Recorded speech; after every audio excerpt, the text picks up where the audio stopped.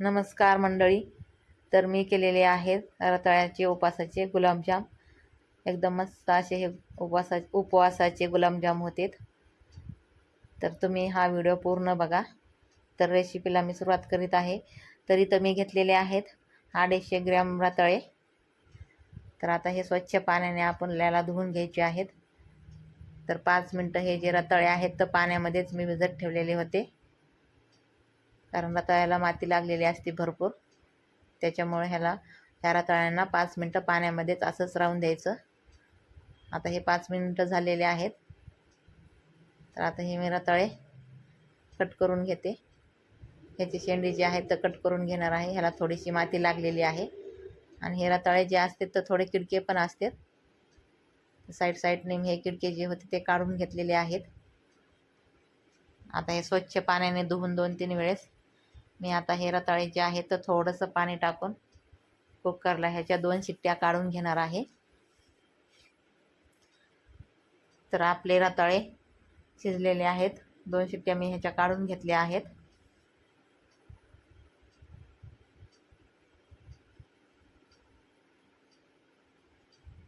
तर ह्याच्या 2 शिट्ट्यामध्येच आपले हे रताळे शिजले आहेत, छान असे मस्त मऊसर. आता हे थंड होण्यासाठी मी ठेवून देणार आहे. पूर्णपणे थंड झाल्याच्या नंतरच ह्याचे सालं काढून घेणार आहे मी. तर आपले हे रताळे थंड झालेले आहेत पूर्णपणे. आता वरचे जे सालं आहेत हे रताळ्याचे ते काढून घेते मी.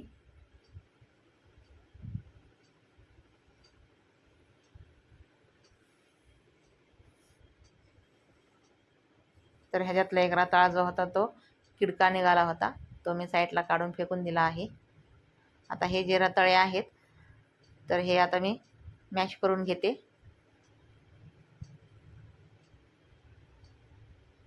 तर मी आता हे रताळे जे आहेत तर हातानेच मॅश करून घेतलेले आहेत. असं चुरून घेतलेलं आहे. याला बारीक असं पूर्णासारखा गोळा करून घेतला आहे मी ह्याचा.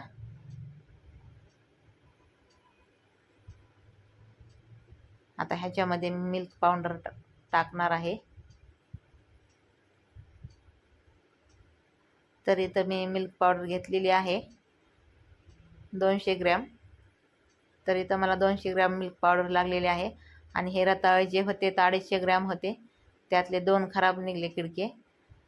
तर साधारण हे रताळे असतील 150 ते 200 ग्रॅमच असतील हे रताळे. तर त्याच्यासाठी मला इथं 200 ग्रॅम मिल्क पावडर लागलेली आहे. तर आता ह्याच्यामध्ये मिल्क पावडर टाकून मी हे सर्व मिक्स करून घेते आणि ह्याचा घट्टसर असा गोळा तयार करून घेणार आहे.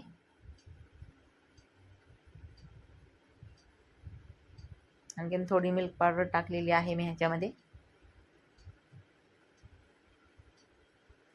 तर आता ही जर मिल्क पावडर ह्याच्यामध्ये टाकली तर थोडं चिकटपणा जास्त असतं मिल्क पावडरला. थोडंसं चिकटपणा पण येतो ह्याला. त्याच्यामुळंच पूर्णपणे रताळे आपले गार झाल्यावरच मळून घ्यायचे हे मिल्क पावडर आणि हे रताळे. तर तुम्ही बघू शकता छान असा हा गोळा तयार झालेला आहे. जर तुम्हाला वाटलं की जास्तच पातळ व्हायला लागले तर त्याच्यामध्ये तुम्ही राजगिऱ्याचं पीठ पण टाकू शकता 2 ते 3 चमचे आणि हे गोळा मळून घेऊ शकता. पण मी फक्त इथं मिल्क पावडर वापरलेली आहे. तर आता ह्याचे गोल असे गोळे तयार करून घेणार आहे मी गुलाबजामुनसाठी. आता हे छानपैकी असे गोळे तयार करून घ्यायचे. ह्याला कुठंच असं चिरा नसायला पाहिजेत, नाहीतर आपले गुलाबजाम जे आहेत फुटतील, त्याला चिरा पडतील. तर असे हे गोळे बनवून घ्यायला लागले मी.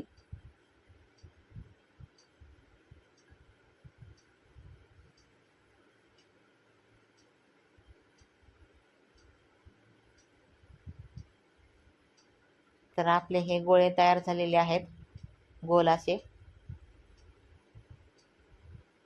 आता हे सर्व गोळे मी एका डिशमध्ये काढून घेणार आहे.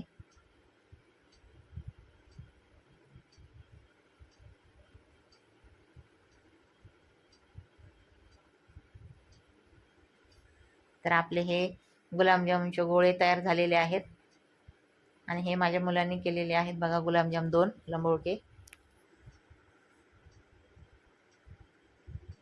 आता इथं मी 200 ग्रॅम साखर घेतलेली आहे.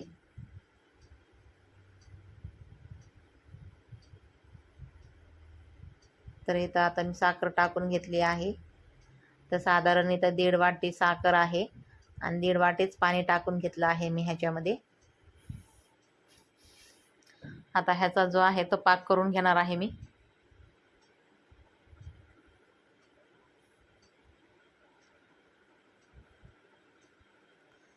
तर आता इकडं मी विलायची घेतलेली आहेत 4 ते 5. आता ह्या विलायची जी आहे तर सोलून घेणार आहे आणि ही विलायची सोलल्याच्या नंतर ही विलायची मी थोडीशी साखर टाकून ही फुटून घेणार आहे. साखर टाकल्याच्या नंतर ही विलायची जी आहे तर बारीक अशी कुटून घेता येते आपल्याला.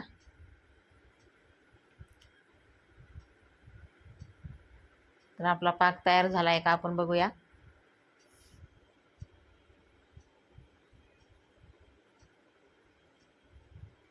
तर आपल्याला ह्याच्यासाठी 1 तारीच पाक पाहिजे आहे.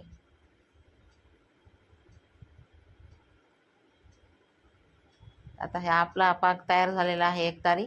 त्याच्यामध्ये मी आता ही विलायची जी होती कुटलेली ती टाकून घेतली आहे आणि ही पाकामध्ये मिक्स करून घेतलं आहे मी छानपैकी. तर आपला पाक तयार झाला आहे का बघूया. तर आपला पाक जो आहे तर तयार झालेला आहे.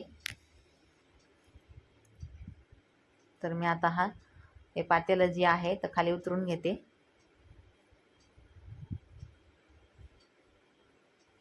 तर आता इकडं मी गुलाबजामुन जे केलेले होते ते तळून घेणार आहे मी.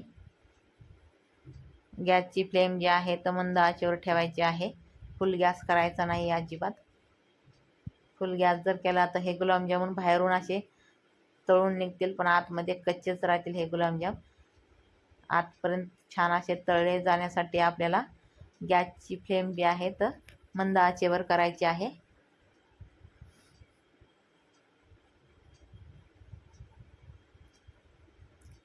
लालसर सोनेरी रंग येऊस्तोवर मी हे गुलाबजामुन तळून घेणार आहे. तुम्हाला जर माझी रेसिपी आवडली तर प्लीज मला सबस्क्राईब करा आणि लाईक पण करा.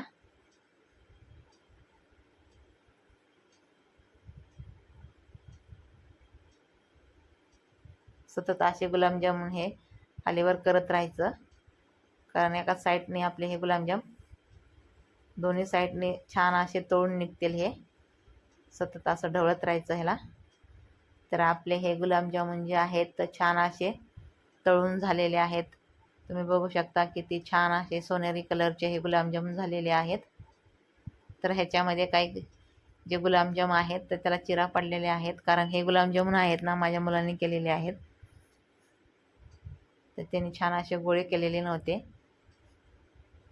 त्याच्यामुळे हे गुलाबजाम काही जे आहेत तर त्याला चिरा पडलेले आहेत. तर आता हे गरम गरमच गुलाबजामुन जे आहेत तळल्याच्या नंतर मी पाकामध्ये टाकून घेतले आहेत. तर तुम्ही बघू शकता आपले गुलाबजाम झालेले आहेत तयार. पाक जो आहे तो मी थोडाच करत असते, कारण आपण नुसता गुलाबजाम खाऊन टाकतो, पण पाक जो आहे तसाच राहतो आणि तो फेकून द्यावा लागतो. त्याच्यासाठी मी कधी पण गुलाबजामुनचा पाक जो आहे तो थोडाच करत असते. गुलाबजामुनला जेवढा पाक लागतो तेवढाच करत असते मी.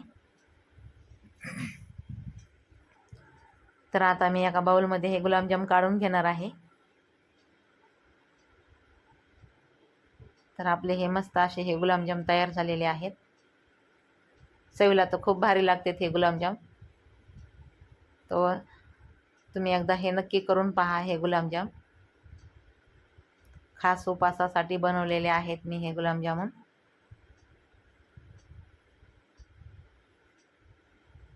तर ही रेसिपी जी आहे तर नक्की तुम्ही करून बघा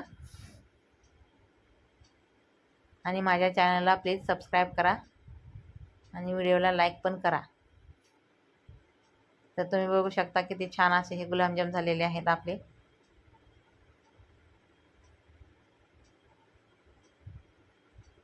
तर धन्यवाद.